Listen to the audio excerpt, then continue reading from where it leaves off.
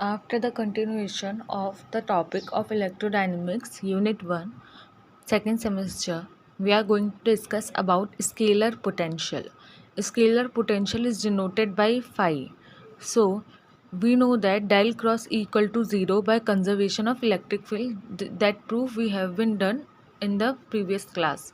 Then, यहाँ से हम क्या बोल सकते हैं, then electric field equals to 1/4πε0 अब आता है Q अपॉन आर स्क्वायर. तो Q को हमने लिखा है integration rho D V upon R square and R cap. From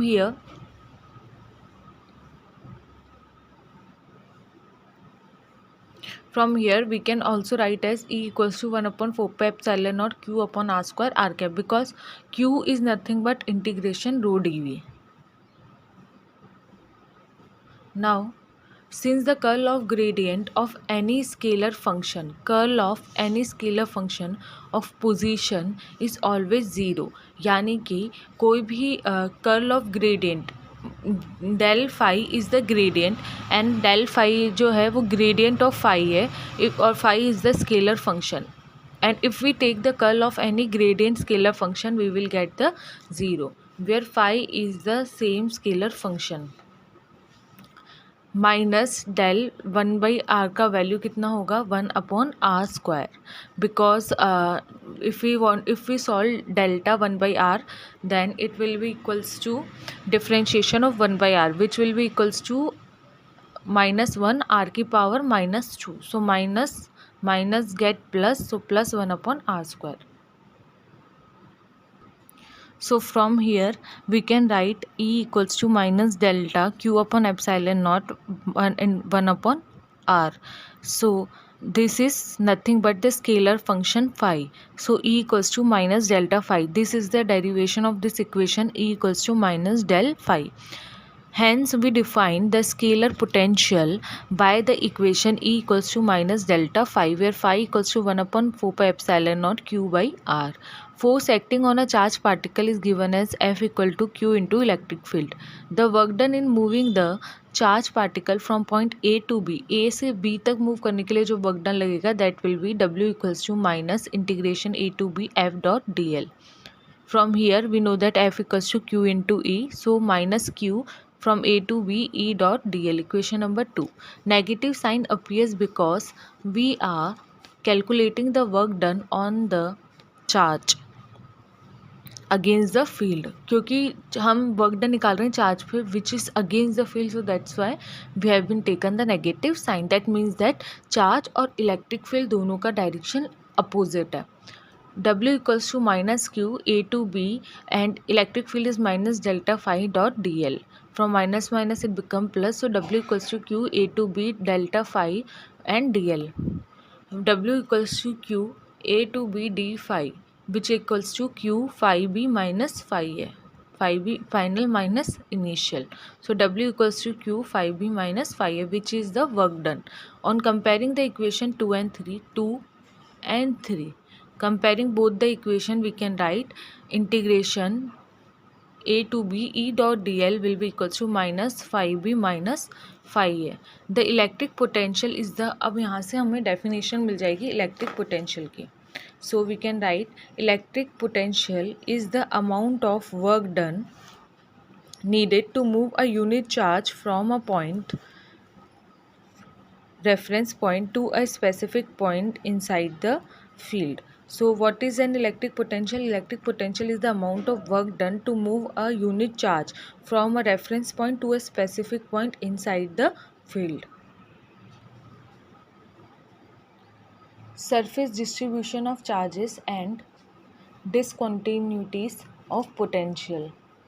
If the surface S with a unit normal n cap, कोई हमने surface ले लिया जिसका normal हमने दिया है n cap, directed from side 1 to side 2 of the surface have the surface charge density sigma x dash. मतलब ये x dash पे डिपेंड कर रहा है हमारा surface charge density sigma, and the electric field inside E1 and E2 on the either side of the surface. Then from the Gauss law we can write electric field एक side में E2 E1 और दूसरे side में E2, so E2 minus E1 dot n cap we shows the direction, we know that E equal to sigma upon epsilon naught, so from here we can write E2 minus E1 equals to sigma upon epsilon not.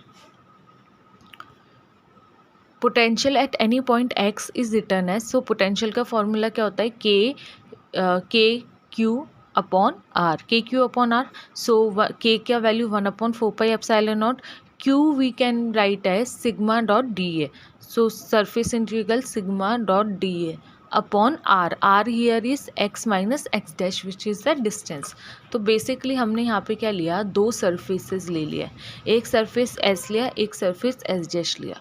इसी पे हमने एक unit normal खींचा है n cap. ये unit normal इस surface से भी आ रहा है और इस सरफेस से भी आ रहा है.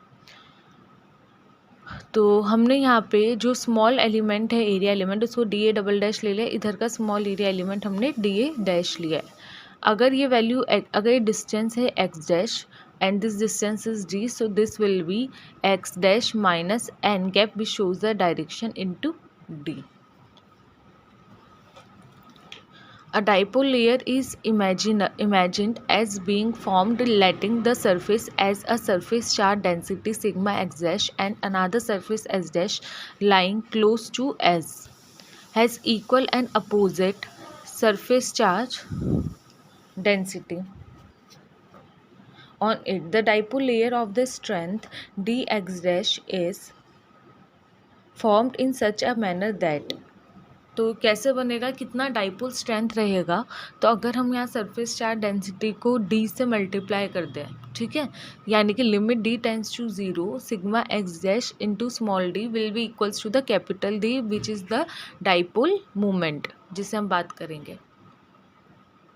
क्योंकि हम यहाँ जानते हैं कि बेसिकली Q इंटू डी होता है, पर यूनिट वॉल्यूम अगर हम सरफेस चार्ज डेंसिटी मतलब पर यूनिट एरिया अगर हम मान रहे हैं तो उसको हम एक्स इंटू डी भी लिख सकते हैं. Potential due to two close surfaces at a point X, so एक पॉइंट एक्स पे पोटेंशियल कितना होगा, 5x will be equals to 1/4 epsilon naught integration sigma x dash upon x minus x dash and D A dash which will be equals to 1 minus, अब ये इतना हो गया एक का, minus 1/4 epsilon naught sigma x dash D A double dash, ये हो गया हमारा सेकंड वाले सरफेस का, जहाँ पे हमारे पास जो वैल्यू है इसकी उसके अंदर एन भी जुड़ेगा, तो एक्स माइनस एक्स डैश और फिर प्लस एन डी, क्योंकि माइनस ये जो हमारे पास था एक्स, इस वाले सरफेस का एक्स है ना, so X minus this whole term which is X dash minus N D.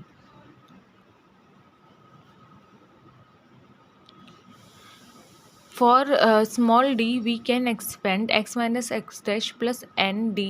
अब ये ऊपर जाएगा तो it will B inverse by using a binomial expansion. अब हम यहाँ बायनॉमियल एक्सपेंशन लगाएंगे जिसका वैल्यू होता है 5x, जिसका वैल्यू होगा f x plus h equals to f of x plus h f dash x, यानी कि differentiation of f plus h square upon 2 factorial f double dash x plus double dash dash since 1 upon x minus x dash plus n cap d equals to 1 upon x minus x dash, क्योंकि हमने यहाँ पे क्या लिया F of x.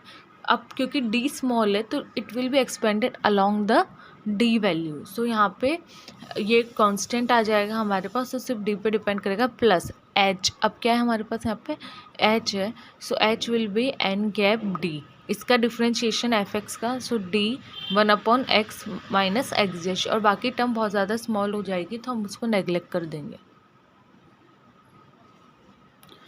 After that here 5x equals to 1/4 epsilon naught integration sigma x dash upon x minus x dash D A dash minus 1/4 epsilon naught integration sigma x dash upon 1 minus x dash plus n cap d into delta 1 upon x minus x dash D A double dash which is equals to -1/4 epsilon naught sigma x dash n cap d into delta 1/x-x D A double dash. ये value कहाँ से आई, क्योंकि यहाँ पे ये जो हमारे पास ये वाला टर्म था और ये हमारे पास ये फर्स्ट वाला जो टर्म था वह -1/4πε0 sigma x dash 1/x - x dash, ये दोनों वैल्यू एकदम सेम है तो it will be cancel out to each other.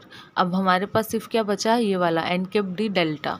So this is this term we have left with, so which is equals to 1/4πε0। हमने पहले भी बोला था कि जो सिग्मा इंटू डी है वो कितना होता है, D x dash n cap delta 1/x - x dash and D A dash.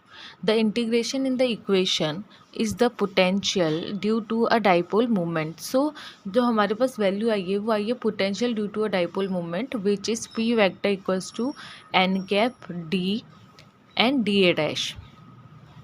Phi x equals to 1/4πε0। हम इस पूरी वैल्यू को कैसे लिख सकते हैं, P इंटू डाइपोल मोमेंट की बात कर रहे हैं ना, P इंटू, और यहाँ पे क्या हो जाएगा x - x dash vector upon x - x dash का whole cube. Sigma 1/x minus, क्योंकि डेल्टा हमारे पास था 1/x - x डैश, इसका वैल्यू होता है -1/x - x डैश का स्क्वायर। अब क्योंकि माइनस माइनस यहाँ प्लस हो गया और हमने जो यूनिट वेक्टर था एन कैप, उस यूनिट वेक्टर को हम कैसे सॉल्व करते हैं, r upon mod of r, r vector upon mod of are.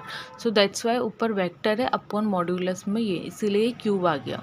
पहला क्यूब तो इस डेल्टा और इनको सॉल्व करके स्क्वायर आया, फिर जब हमने यूनिट वेक्टर को रिप्लेस किया तो क्यूब आ गया। We know that n cap dot delta 1/x - x dash D A dash equals to, अब क्योंकि हमारे पास डॉट प्रोडक्ट है तो डॉट प्रोडक्ट में हमें थीटा मिलता है। N cap is the unit vector, तो उसका कोई मतलब सिर्फ डायरेक्शन शो करने को काम आता है, तो cos theta upon x - x dash का square and D A dash, और माइनस आया इसको सॉल्व करने के बाद, इक्वल्स टू, इसको हम लिख सकते हैं -d omega for a solid angle, where d omega is the solid angle subtended by the arm D A dash. Phi x equals to 1/4πε0 integration D x dash and D omega for a constant surface dipole moment density. यहाँ पे D है dipole moment density, so we can write as phi x equals to d/4πε0 और ये solid angle D omega, and integration of a solid angle is 4 pi. So यहाँ से हमें potential, scalar potential phi x का value मिला d/ε0। After that we learn about Poisson and Laplace equation. So from the differentiation form, the Gauss law is del dot E equals to rho upon epsilon naught and del cross E equal to 0. यहीं से हमें मिला E equals to minus delta phi. So when we put the value of E in equation 1, we get del dot minus delta phi equals to rho upon epsilon naught. From here we can write del square phi equals to minus rho upon epsilon naught. This is known as the Poisson equation.